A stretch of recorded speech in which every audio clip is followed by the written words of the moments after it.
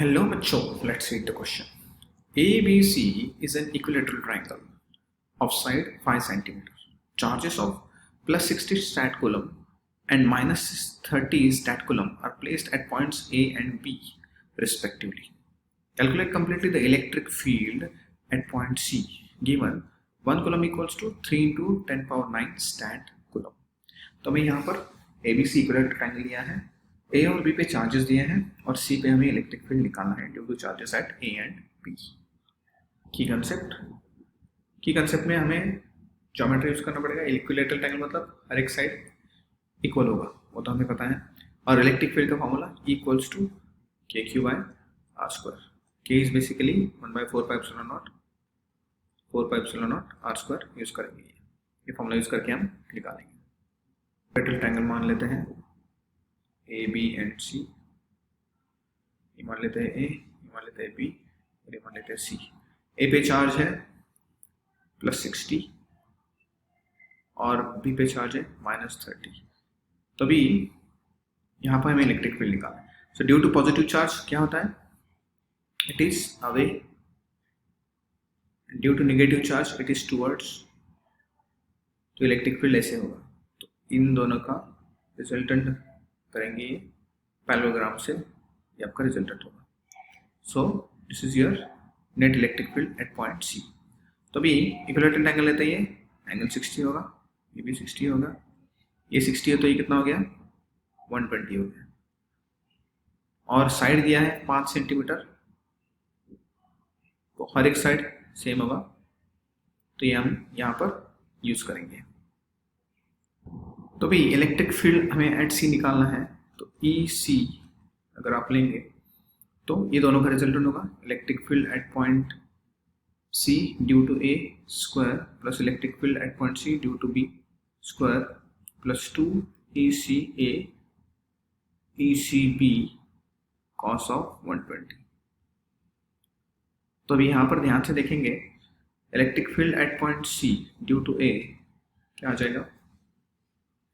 Electric field at point C due to A 5 centimetre distance है, charge कितना है 60. तो 60 stat coulomb divided by 4πε0 R square. इसको मान लेते हैं हम ई. उसी तरह electric field at point C due to B क्या आ जाएगा 30 stat coulomb divided by 4πε0 R square. R तो सेम ही है, तो हो जाएगा. अभी इसको अगर मैं ई मान लेता हूँ 60 को, तो 30 को क्या बोलना पड़ेगा E/2. तो इसका मतलब क्या बोल सकता हूँ मैं, इसको डिवाइड बाय 2 करेंगे तो ये आ जाएगा. सो बेसिकली ई सी और ई सी बी में रिलेशन क्या हो जाएगा, E C A is equal to E. So E C B equals to E C A divided by 2. Basically E C A equals to price of E C B. तो E C B और ई C ए की value, basically E C ए की value इसमें डालेंगे तो आ जाएगा E C will be equal to square root of E C A क्या है price of E C B square. So basically 4 E C B square plus E C B square plus 2 into E C A क्या है वापस 2 E C B into E C B into cos 120. Square के अंदर आ जाएगा. और cos 120 क्या होता है -12. तो 4 ECB स्क्वायर 5 ECB स्क्वायर.